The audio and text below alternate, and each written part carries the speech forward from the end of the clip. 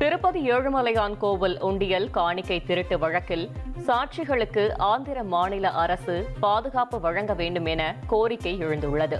தேவஸ்தான முன்னாள் விஜிலன்ஸ் அதிகாரி சதீஷ்குமார் மரணத்தை தொடர்ந்து தேவஸ்தான அறங்காவலர் குழு உறுப்பினர் பானு பிரகாஷ் ரெட்டி வேண்டுகோள் விடுத்துள்ளார்.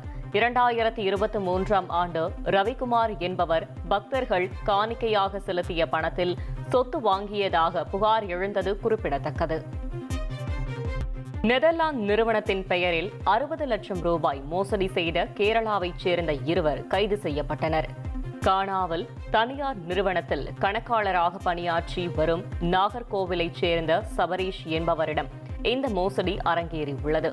இது தொடர்பாக குமரி மாவட்ட எஸ்பியிடம் சபரீஷ் அளித்த புகாரின் அடிப்படையில் கொச்சியை சேர்ந்த ராஜீவ் கோசி, ஷிபு ஆரக்கல் ஆகியோரை கைது செய்து விசாரணை நடத்தி வருகின்றனர்.